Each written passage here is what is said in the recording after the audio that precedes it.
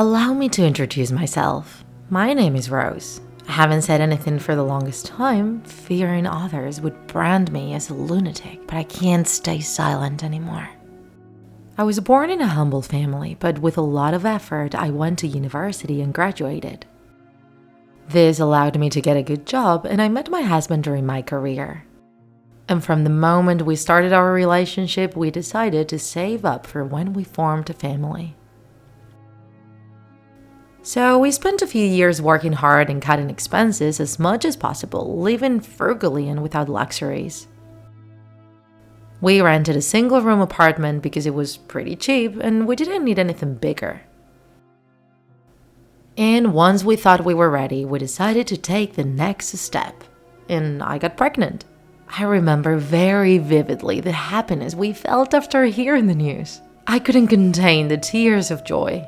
Bliss invaded me, and I imagined everything would be perfect. 9 months later, our daughter was born, and we named her Clara. And since we had saved so much and spent so little, we had enough money in the bank to buy our dream house. In a slightly remote neighborhood, we found a pretty big house. It had 3 floors and a front yard. And due to that last detail, we also considered adopting a dog.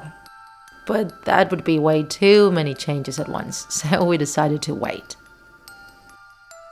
Another thing is that the house itself had been pretty cheap too. This is because we would need to invest in various renovations which were not included in the price. And once we made a complete budget, we realized the renovations wouldn't be that expensive either. It was pretty much a bargain. So we lived a couple more months in the apartment while the workers did the renovations, and it was a true hell since Clara wouldn't stop crying. Spending 24 hours in such a reduced space with our new daughter was simply terrible. Fortunately, the renovations were finished at the stipulated date, and we had so few pieces of furniture that we finished moving in just 2 days. We didn't even need to hire a moving company. Now, the last thing we needed to do was clean up the attic. And after cleaning out a huge layer of dust in there, I saw something in the corner. It was a photograph, maybe from the previous owners of the house, and just like our family, their family had 3 members. The parents and a little girl who looked so cute and beautiful. That girl really caught my attention. Even though the photograph was in black and white, you could still distinguish her light-colored eyes and blonde hair. She was so pretty that she looked like a doll. She must have been about 10 years old, and I was enamored with her little dress. And then time passed surprisingly quickly. Clara grew up and was now going to school. As I mentioned, we lived in a slightly remote place, and so my husband and I would take turns each morning to take her to school. Then one night, Clara went into her bedroom to wake us up. "Mom, Dad, I met a new friend. Although she asked me not to tell you her name because she gets embarrassed. And she says you can't see her because you are grown-ups. Oh, and she told me she has been living here for a long time." We were so tired that we just ignored Clara's story, although then she got in between us and covered herself with a blanket, saying she wasn't very tired. And once I was about to fall asleep, she whispered in my ear, "Her name is Amanda." The next morning, as we were eating breakfast, Clara explained to us what was going on with her new friend. She said that Amanda had been living in that house before us and that she saw the 3 of us being so happy that she decided to approach Clara to be friends. My husband and I just ate our breakfast and nodded our heads as if we were believing her. Clara would then spend entire afternoons in the garden, saying she was playing with Amanda.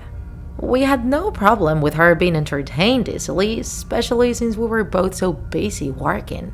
However, one day we heard her talking alone in her room, which started to get us worried. My husband got especially worried, thinking that maybe our daughter was becoming crazy.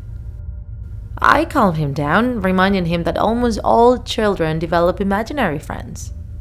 Moreover, her friends at school lived very far away from us, so she had to find a way to have fun somehow.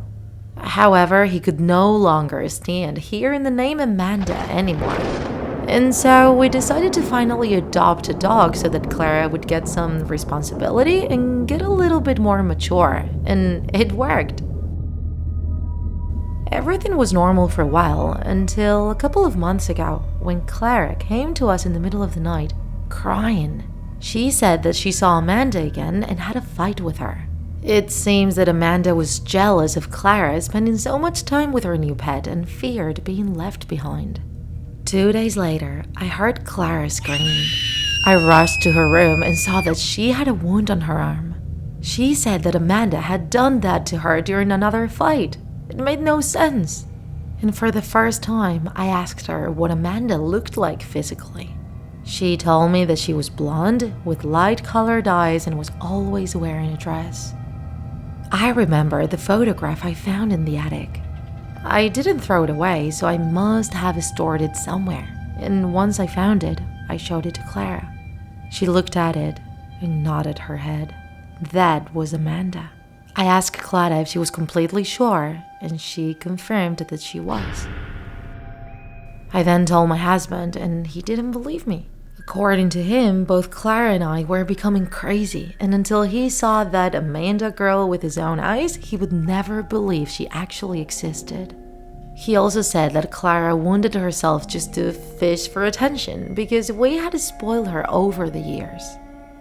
That same afternoon, while cleaning my room, Clara came to me and said, "Mom, Amanda says she's thirsty."